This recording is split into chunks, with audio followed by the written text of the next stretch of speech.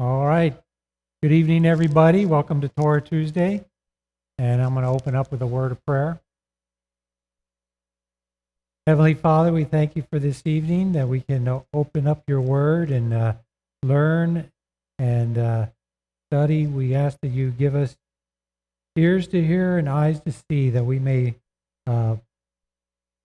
gain more wisdom and understanding of your word. Pray these things in Yehushua's name. Amen. All right.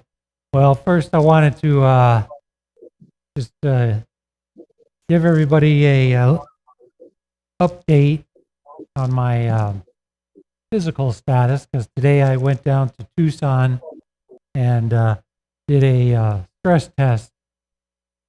So if anybody, you guys probably know, I don't know if Joy knows or anybody online, if you didn't know, I had a heart attack a year ago. That's the coat. And so today they had me do a stress test where you get on the, what do they call those things? The treadmill, yeah.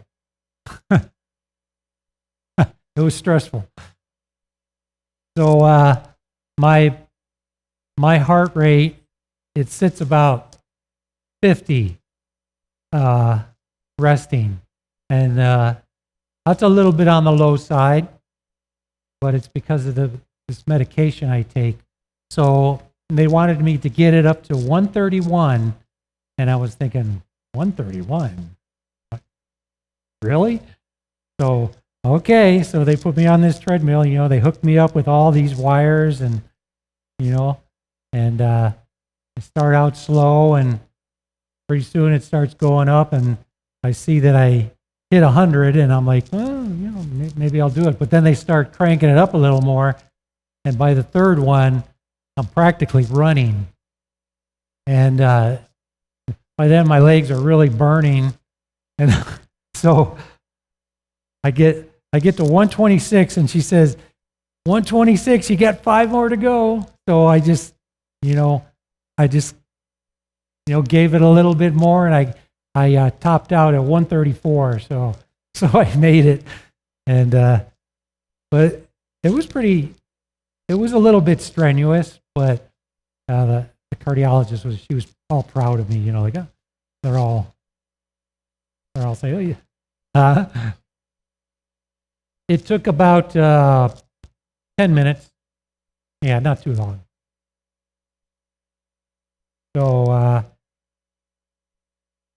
So I'm doing well. You're stuck with me for a few more years at least. I don't know how long. Hopefully many years. What's that? Oh, well, let's hope so. Anyways, I wanted to just bring up briefly, because we did this timeline. I don't know if Dave is paying attention, but I'm right in the sun. So you recall Mark, he mentioned in Exodus 6:20, it says from the Septuagint, Jochebed, the daughter of his father's brother, meaning it would have been one of these two guys, Gershon or Merari, would have been the father of Jochebed, if that's the case. Because in our English Bibles, it says Jochebed, his father's sister, meaning that Jochebed would be the daughter of Levi. And so I checked in my Septuagint, and sure enough, that's what it says. However, when I checked Numbers 26:59, it says Jochebed, daughter of Levi, who bore these two Levi in Egypt. So I'm not sure which way to go. I guess, you can decide for yourselves. Is she the cousin, or is she the niece? Aunt? The aunt, yeah. She would either be the cousin of Amram or the aunt. Either way, I don't think it matters too much, because I think she was probably born sometime around the same time as Amram. Because if she was Levi's daughter, more than likely, if she was born in Egypt, it was sometime in this period. So you can decide for yourselves which way you want to go. Any thoughts on that? Not much to think about, huh? Oh, we don't have a mic.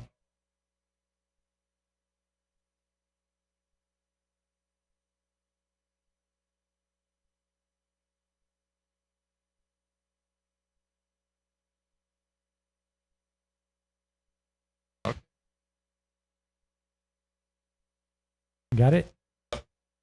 Okay, so we can continue. We left off Numbers 28, verse 16. Can I move this over more? Now that the sun's going down.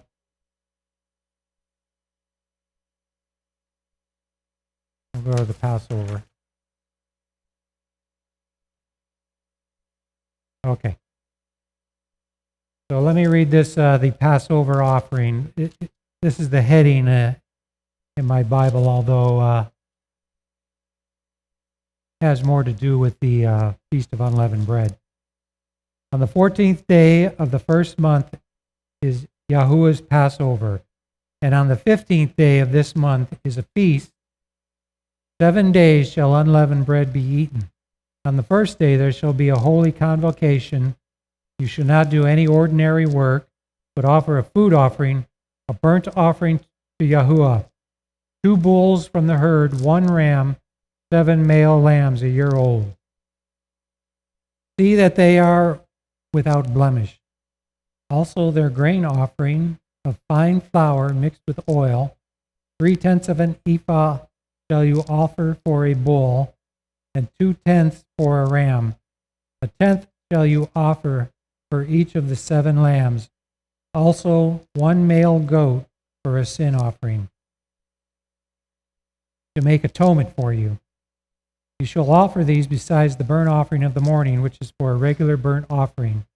In the same way you shall offer daily for 7 days the food of a food offering with a pleasing aroma to Yahuwah.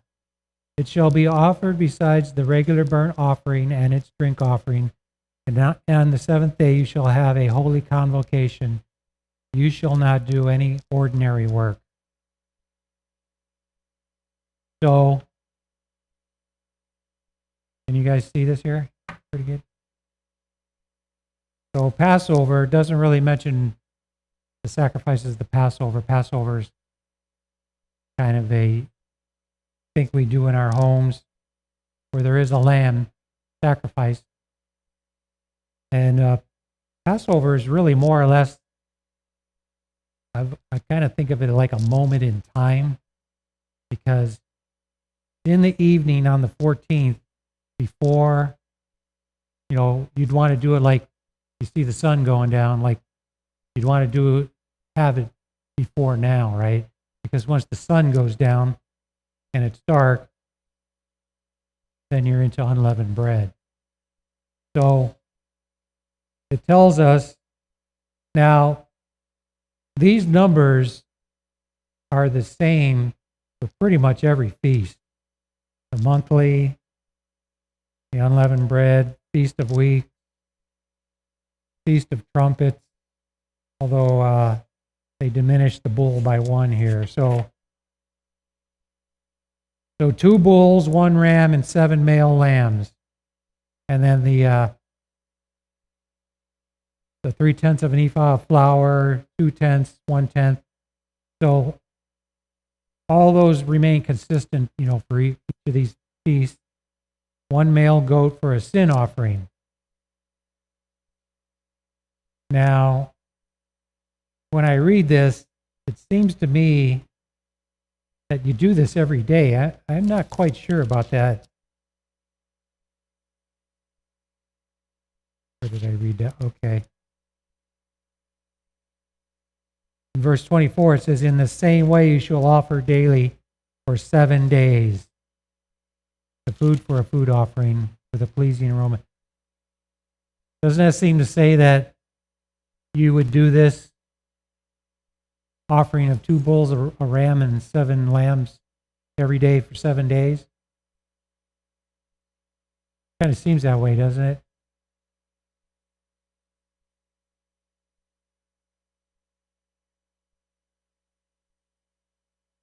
First, I thought it was just maybe on the first day, but it does seem like it would be every day.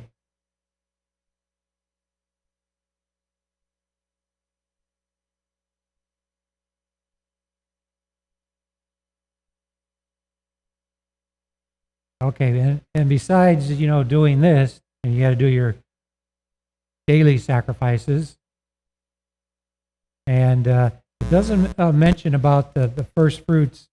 You could read about that in Leviticus 23. There is a sacrifice also for the first fruits celebration, which is kind of in the midst of unleavened bread. Seems like these 3 feasts, Passover, unleavened bread, first fruits, they're all connected. They're all like in that one week period. And it took me a while to kind of, sometimes I'm not sure I'm still totally clear on it, just exactly what is going on with these 3, but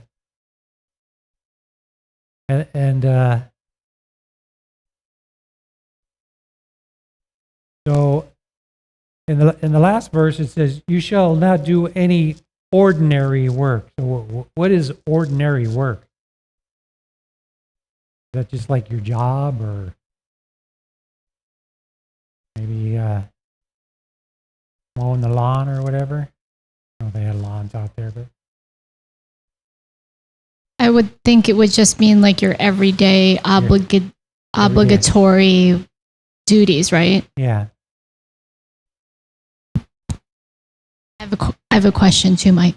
Yes. So the feasts would be, so it's Pesach and unleavened bread are kind of like on the same day. They kind of like, once Passover is done, then you're right into unleavened bread. Yeah. And then first They're fruits kind of comes. like connected. Okay. And then first fruits comes a week after, 7 days. That is a good question. We've been celebrating it, I believe, first fruits the day after the Shabbat, which would be the first day of unleavened bread. That's a Shabbat day. It says they have a Holy Convocation on that day. And the 7th day. So there's actually 3 Shabbats within that week, because you have the first day, the 7th day, and then somewhere in the middle you're going to have a regular 7th day Shabbat. Now some people, and I think we used to do this too, go to the Shabbat after it ends, the next Shabbat, and then the day after that. A lot of people do that. What does he say on that calendar? What day it fell on? The 16th? First fruits on the 16th?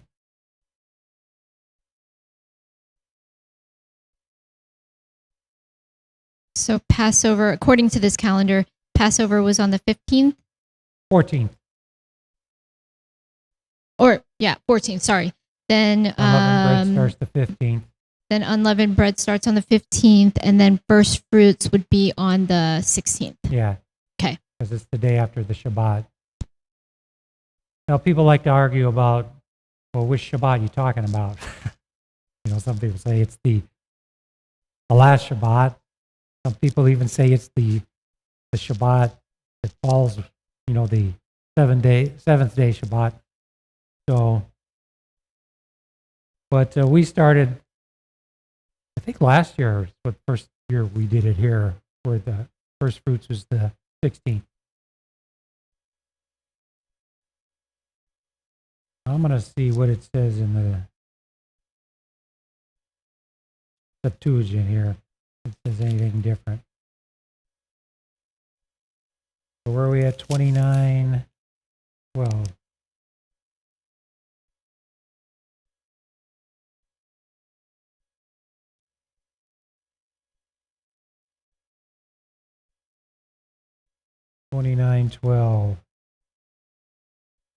Yeah. The Septuagint says, do no servile work.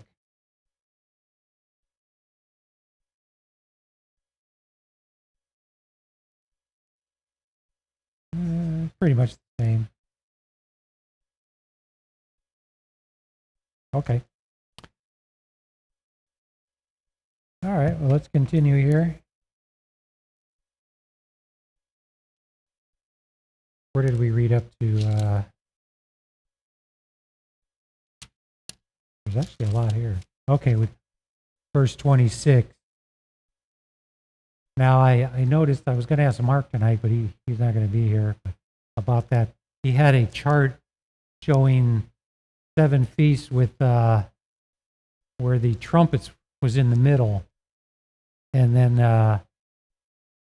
Yom Kippur, Sukkot, and then the last day, the 8th day of Sukkot, as a separate, which I found pretty interesting. So, Mark, if you're listening, you're going to have to go over that again with us and explain that sometime. But I think it had to do with numbers from one feast to another. You know, how he the 1260 days went from one feast to another. Did you have a question? I think it was based on the chiastic literary technique. We just actually read about it today. Me Oh, and okay. Donnie, Yeah.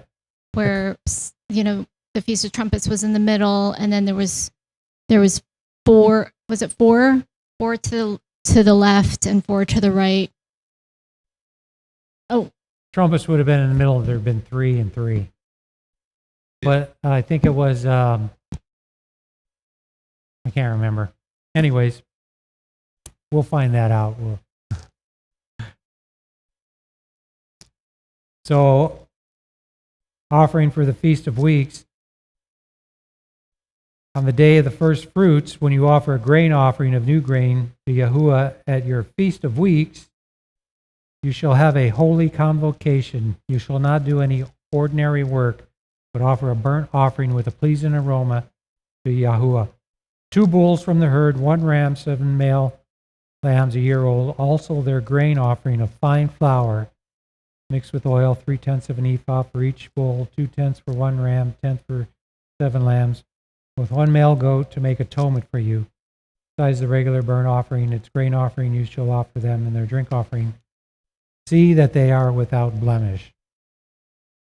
So, and you guys know from first fruits, then you count 50 days, and that's how we get to the Shavuot. Yeah.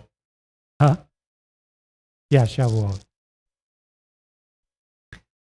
Pentecost in the Greek, I believe, yes. Pente is 5, 50 days. And Shavuot means week or sevens. I think it means sevens, actually. It could mean weeks, too. Shavua is a week. Shavuot is week.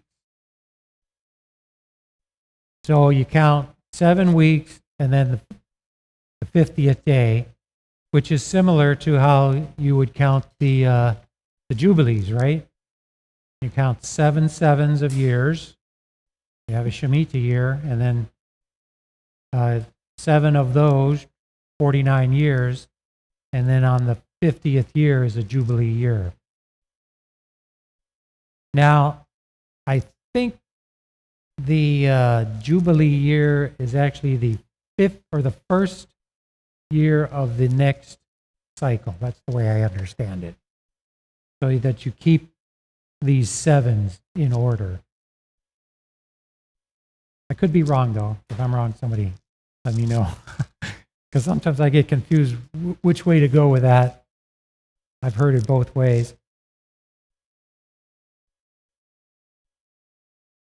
So, and you guys also know Shavuot, that was when they left Egypt, and they had the Passover, and then from the first fruits they counted 50 days, and that's when that was, the time at Mount Sinai when Yahuwah was on the mountain.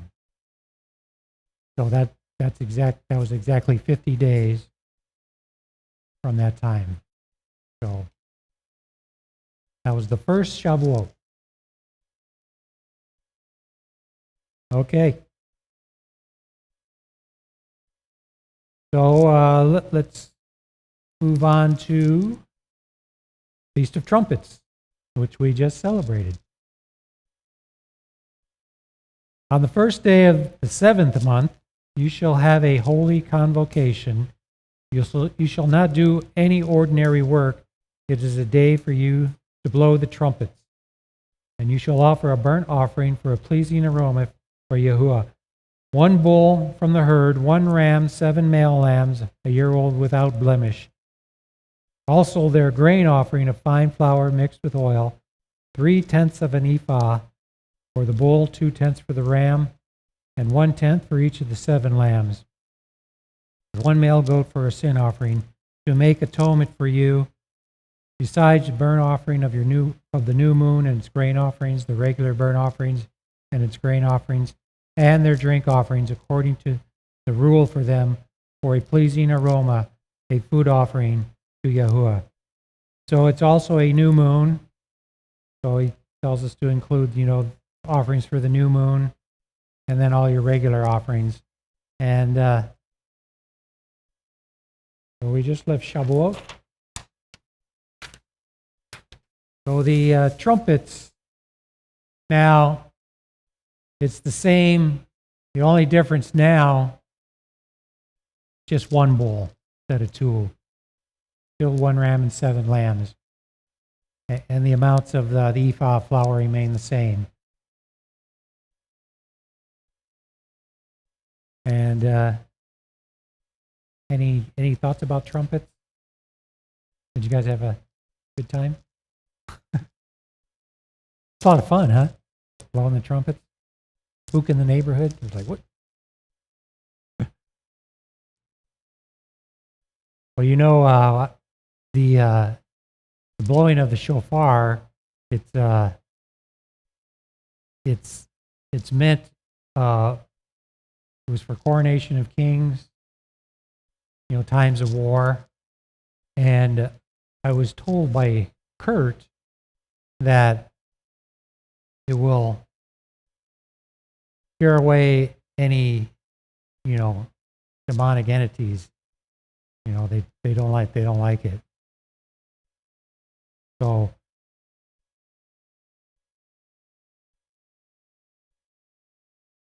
it's on the first day of the 7th month. So we're starting the 7th month of the biblical calendar.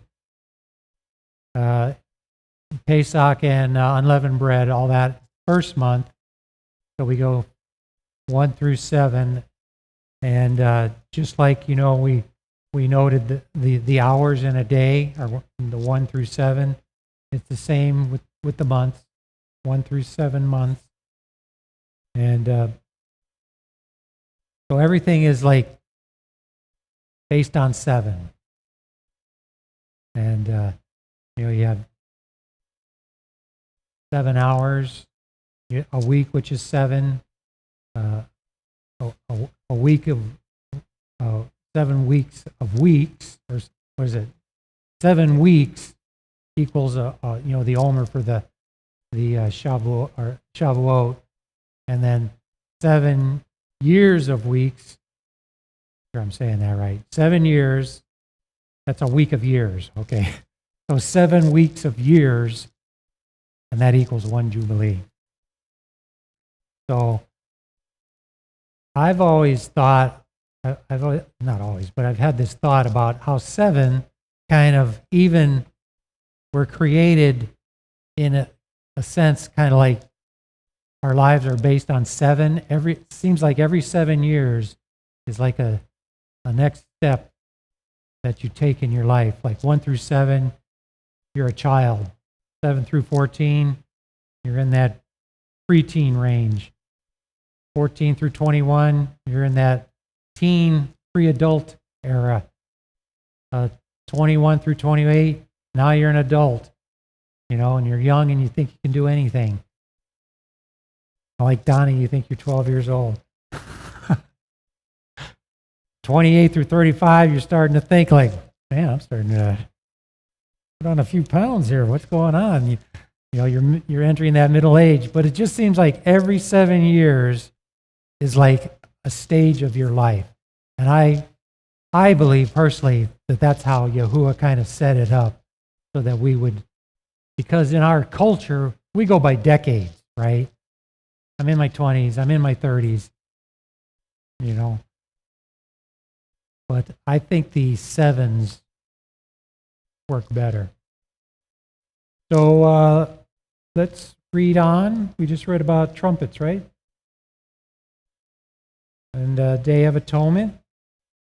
On the 10th day of this 7th month, you shall have a holy convocation and afflict yourselves.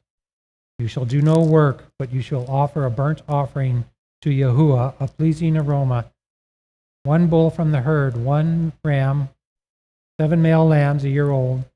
See that they are without blemish. And their grain offering shall be of fine flour mixed with oil, 3/10 of an ephah for the bull, 2/10 for the ram, 1/10 for each of the 7 lambs. Also 1 male goat for a sin offering, besides the sin offering of atonement and the regular burnt offering, and its grain offering and their drink offerings. So in this case, it says you shall do no work. So what does that mean? I think it seems to mean that you even got to cut out the, like the housework and stuff, like you do nothing. It says to afflict yourselves. But what does that mean to you guys, afflicting yourselves? Is that where you take a stick and you beat yourself on the back? That's what Dave likes to do. I think maybe that's what some of the pagan type of religions would do, was actually afflict and cut themselves. And in fact, I think Colossians 2:16 kind of came up between me and Donnie yesterday, because I think a lot of people who argue against the Torah use Colossians 2:16 as we're not to be judged by any kind of moon or festival. Oh, yeah. But I think, if I'm not mistaken, if you read it in context, it does kind of refer to other religions, in this case, afflicting themselves and maybe worshiping other gods on their Sabbaths and their moon days. So as far as afflict in this particular chapter, though, I think it means just taking, just being very repentant, and maybe more of a spiritual affliction, just recognizing our sinfulness and going in repentance before Father. Yeah. We also like to fast. It's probably the one day a year, if you don't fast, that you should fast to some degree, I think also that verse you were talking about deals with people who come into the faith. They're being ridiculed by, their family and friends because, well, now you're observing the new moon, you're observing the Sabbath. How come you're not coming to our Christmas celebration anymore, stuff like that. So I think that's kind of what it's talking about when he says, don't let anybody, what did it say exactly? Don't let anybody judge you. Yeah. Because when you coming to this walk, people, your friends and whatnot will kind of look at you sideways and like, what's going on with Donnie here? I don't know. And so, but for the Day of Atonement, Yom Kippur, we will generally fast for the day, sunset to sunset, and then we have a convocation. Does this say to have a holy convocation in it? It does, yep. Have a holy convocation and afflict yourselves. So we're having ours, I think we're meeting like at 4 o'clock when it's still light. On the Wednesday, I believe. I think it's next week, Wednesday, right?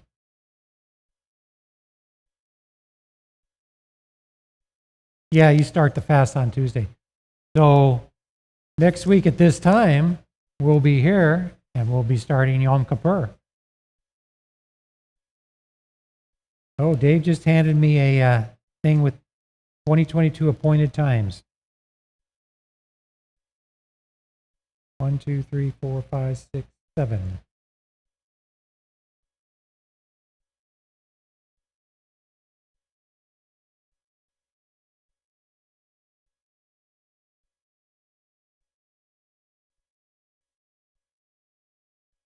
So any other thoughts? Sure. Are we meeting here next Tuesday? I think we are. I mean, we can. And then we'll start our fast. Yeah. And then we won't eat again until we come Till the here next the day, next yeah, night. next evening. Okay. That's awesome. So if you could get something going for Sunday and Monday, and you could go 5 days in a row, fellowshipping. We'd be here Tuesday, then be Wednesday. Just invite people over for Monday. We could do 7 days in a row and just keep the 7 theme going. Yeah. Well, we are going to do that at Sukkot. So There you go.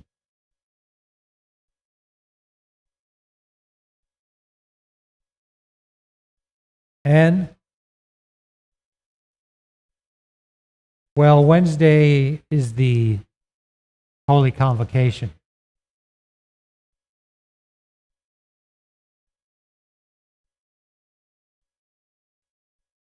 That's a good question. Should we be a meeting on Yom Kippur here?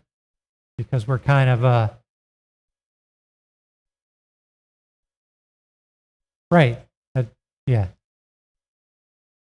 No, my question is, do we meet? Because when we meet here next week, Tuesday, it'll be Yom Kippur. Should we be meeting? I guess there's no reason we can't.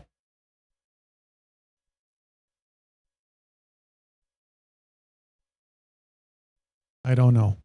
You don't know. As far as I know, we're meeting here. We can check with Mark, but We'll check with Mark. it starts at sunset on Tuesday, but Right. we're meeting on Wednesday at 4, so we're done by 6 because that's when the day is over. That's right. Yeah. Yeah. Everyone got that? Okay.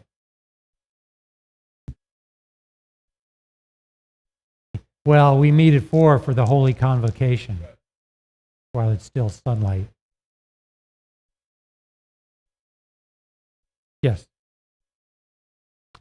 I think we're bringing food, yeah. Okay.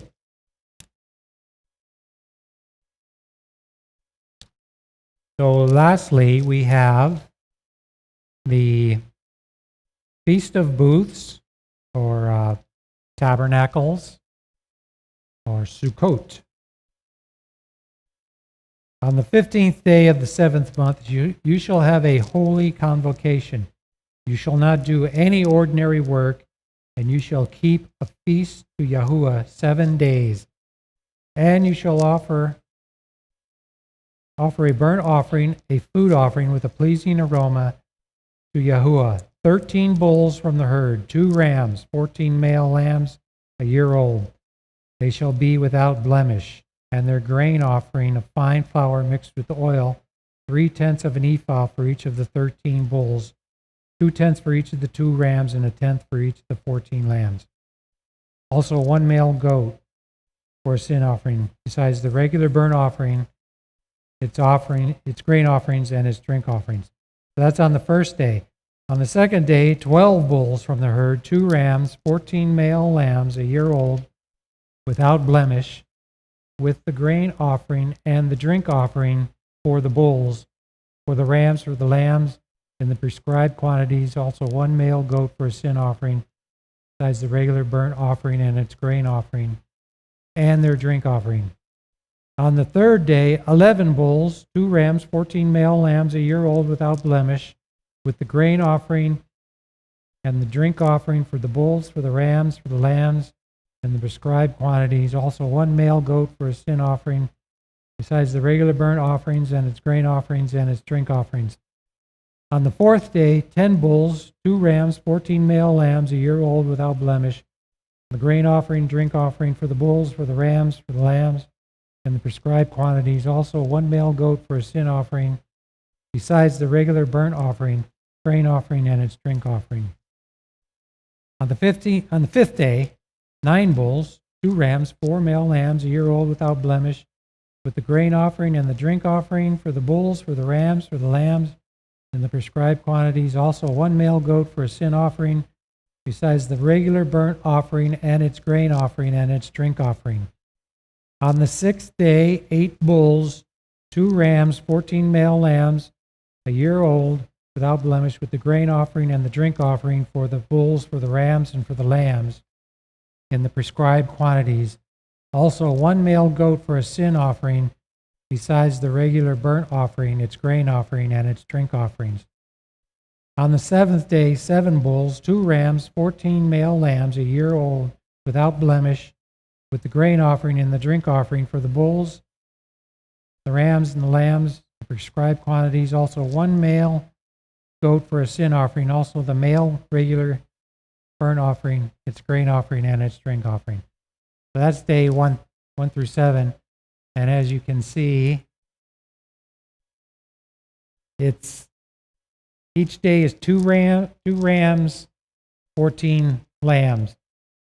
Day 1, you got 13, 12, 11, 10, 9, 7, 8. So when you total them up, you got 25, 36, 46, 55, and 70. So that's 70 bulls in day 1 through 7. So you know what that represents? The 70 bulls?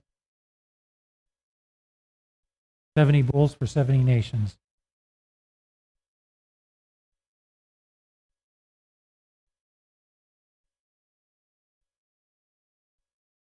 Okay, and you're bug climbing on my Bible there. So then on the 8th day you shall have a solemn assembly. You shall not do any ordinary work, but you shall offer a burnt offering, a food offering, with a pleasing aroma to Yahuwah. 1 bull, 1 ram, 7 male lambs, a year old, without blemish, and the grain offering and the drink offering for the bull, for the ram, for the lamb, in the prescribed quantities. Also 1 male goat for a sin offering, besides the regular burnt offerings and its grain offerings and its drink offerings. These you shall offer to Yahuwah at your appointed feasts, in addition to your vow offerings and your free will offerings, for your burnt offerings and your grain offerings, your drink offerings, and for your peace offerings. So Moses told the people of Israel everything just as Yahuwah had commanded Moses. So on the 8th day, it's just the 1 bull. Where did I write? Oh, there you go. 1 bull, 1 ram, 7 lambs, which is the same as Day of Atonement and each day of trumpets. So that's a lot of bulls, huh?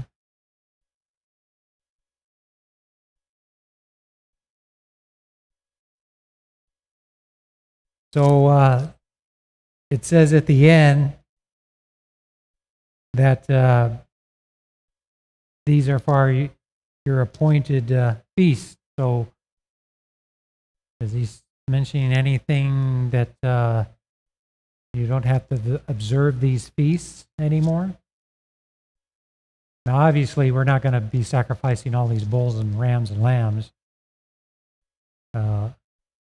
because the ultimate price has been paid by the, Yeshua, the ultimate sacrificial lamb. But should we still be, observing these feast days? And yeah, I mean that's what he wants. He sets the times. He says these are the times, and this is when I want to see you. So we need to do our best to show up. Any questions, comments? Yes, Lisa. I have a question about the 70 nations. Yes. Can you tell me about them, what their significance Can I is? tell you about them? Yes. Not really, but 70 nations are mentioned in Genesis 10.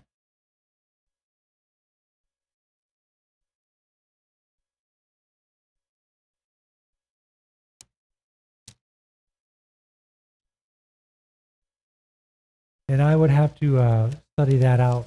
Mark mentioned that last week about the 70 bulls. I didn't know that myself. In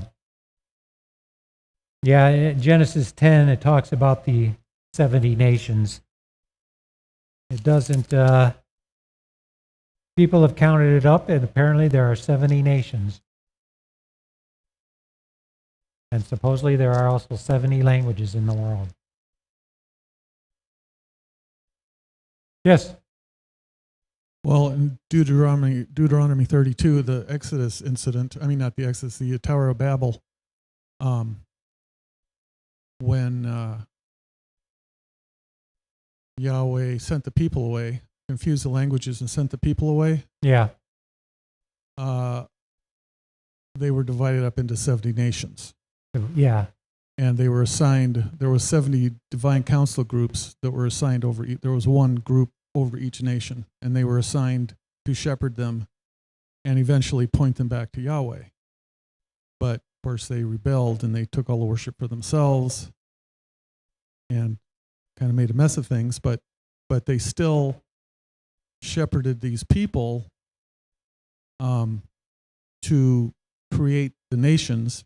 Right. If Yahweh had just sent these people out into the desert without these beings to watch over them, they would have all turned into headhunters. They wouldn't have survived.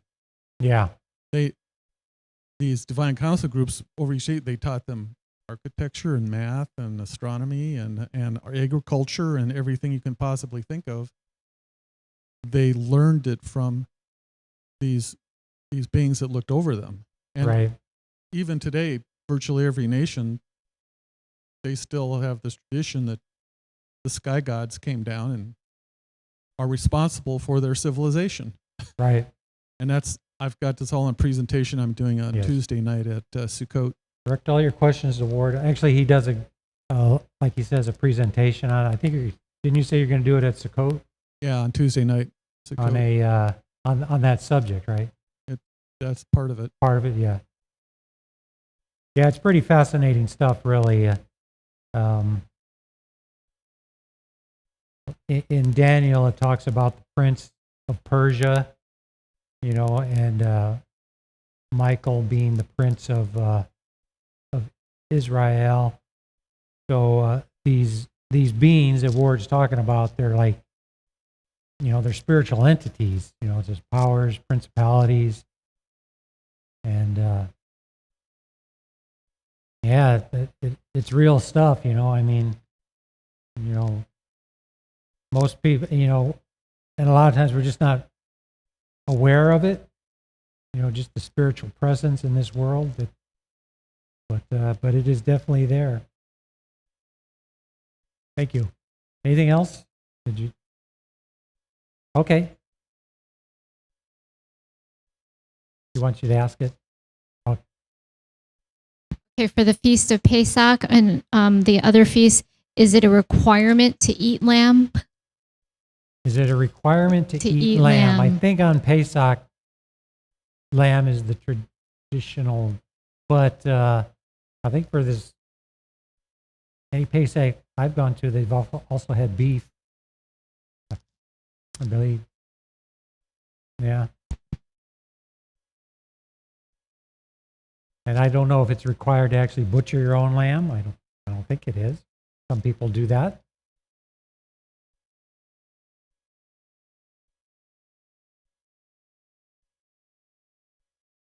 So let's continue reading.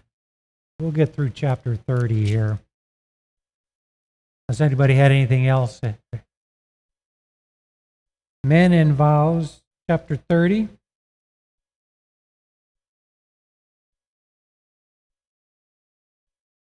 Moses spoke to the heads of the tribes of the people of Israel, saying, "This is what Yahuwah has commanded. If a man vows a vow to Yahuwah or swears an oath to bind himself by a pledge, he shall not break his word. He shall do according to all that proceeds out of his mouth." So we need to be careful what we say, right? If a woman vows a vow to Yahuwah and binds herself by a pledge while within her father's house in her youth, and her father hears of her vow and of her pledge by which she has bound herself and says nothing to her, and all her vows shall stand, and every pledge by which she has bound herself shall stand.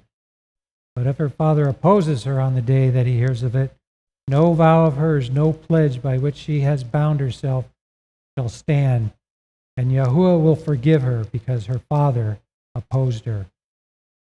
If she marries a husband while under her vows, or any thoughtless utterance of her lips by which she has bound herself, and her husband hears of it, and says nothing to her on the day that he hears, then her vows shall stand, and her pledges by which she has bound herself shall stand.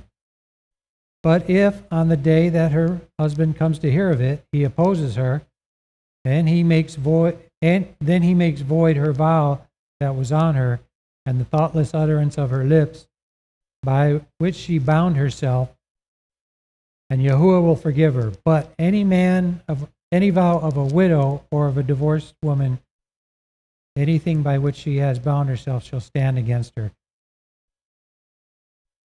That sentence is actually in parentheses. So, and if she vowed in her husband's house or bound herself by a pledge with an oath, and her husband heard of it and said nothing to her and did not oppose her, then all her vows shall stand, and every pledge by which she bound herself shall stand. But if her husband makes them null and void on the day that he hears them, then whatever proceeds out of her lips concerning her vows or concerning her pledge of herself shall not stand. Her husband has made them void, and Yahuwah will forgive her. Any vow and any binding oath to afflict herself, her husband may establish, or her husband may make void. But if her husband says nothing to her from day to day, then he establishes all her vows or her pledges that are upon her. He has established them because he said nothing on her on the day that he heard them. But if he makes them null and void after he has heard of them, then he shall bear her iniquity. These are the statutes that Yahuwah commanded Moses about a man and his wife, and about a father and his daughter, while she is in her youth within her father's house. So, what's going on here? A man has a daughter, and his daughter makes a vow of some sort, and so he has two choices, right? He could say nothing, thereby allowing her to go through her vows, or actually now she has to go through her vows, or when he hears of the vows, if he doesn't agree with it, he could speak up, and the vow is null and void. Same with if he has a wife If his wife makes a vow, if he doesn't agree with it, he could speak up and make it null and void. So can you think of any situation in the Bible where this scenario has played out? Anything? There are a few. There's a few I could think of. Lisa's thinking hard. Well, how about Adam and Eve? Because the serpent tempted Eve, and she ate. It says she ate the apple and then gave some to her husband, and then he ate. So what if he said, "No, I'm not going to eat that"? Would that make what she did null and void? I think it would, wouldn't it? Because it says Yahuwah would forgive her. She sinned, but since he stood up and refused, and made the vow, because in a sense she made a vow, right? Isn't that kind of what sin is? You're making a vow to the world. So if he had spoken up and said, no way, then he would have made that vow null and void. But he didn't do that, so who's the one who bears the most guilt? It's him, right? That's what it says here. It says if he makes them, where is it? Or if her husband says nothing from her from day to day, meaning that he's heard, but he's just not said anything. That's kind of what Adam did, right? He just didn't say anything, went along with it. And he's the one who bears the guilt. I mean, they're both guilty, but in my mind, he's bearing more guilt. Kind of makes us men think, So now, can these vows, do they have to be done intentionally? Because I know sometimes you can speak unintentionally, Right. and it could Well, yeah, can that's be what found. this is kind of talking about, like an unintentional vow. But there are cases of good vows. I could think of one in particular. Anybody? Huh? Yeah. How about Hannah? Because she made a vow, and said, if you give me a child, I'll give him back to you, and he'll be raised in the tabernacle here. And she told her husband, and he said, if you feel that's good, then yeah, go for it. And that's what she did. So that's an example of making a good vow.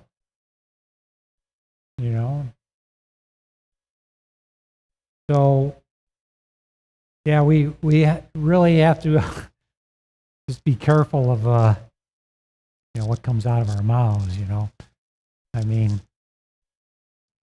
you don't want to say anything because back in the world, I mean, weren't we always just spouting things off and not really knowing what we're saying?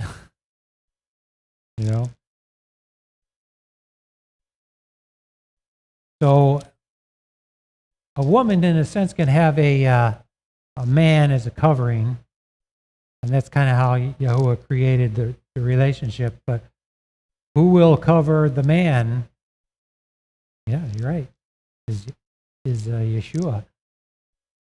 So he's our covering. So we do have recourse, if we do speak out of line, and so, I mean, that's a good thing, right? So in this time of year, as we're heading into, they call these the high holy days, Yom Kippur, as we're getting ready for Yom Kippur and these final days. I think we're down to 6-7 days now, right? And have you guys participated in a Yom Kippur service? You guys haven't? Oh. It's very interesting. We'll go over a whole list of sins that you may or may not have committed over the year, but when you see the list, you're like, oh, did I do that? So.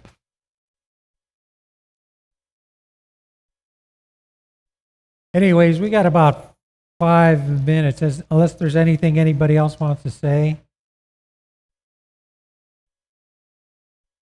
We won't go on till 31. We'll save that for next week.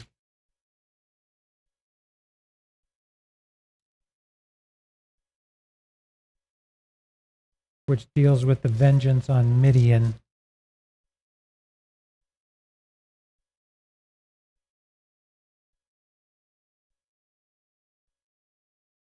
Did you have a comment? No? Okay. Well, why don't we just close there? Our class is dismissed early. And let's pray. Heavenly Father, thank you so much for your word, and that we could just learn about your feast. We just pray that you will always just show us how to better guard your word and guard your feast, and just be aware of who you are and what is around us and what comes out of our mouths. And Father, that we just may be holy and righteous before you. Because without you, we are nothing. We have no righteousness on our own. Father, it's only through you that we can even be called your people. We thank you, and just thank you for this evening. We pray all these things in Yeshua's name. Amen. Thank you, guys, and thank you, people online. Thank you, Ward. Thank you, Dave. And thank you, me.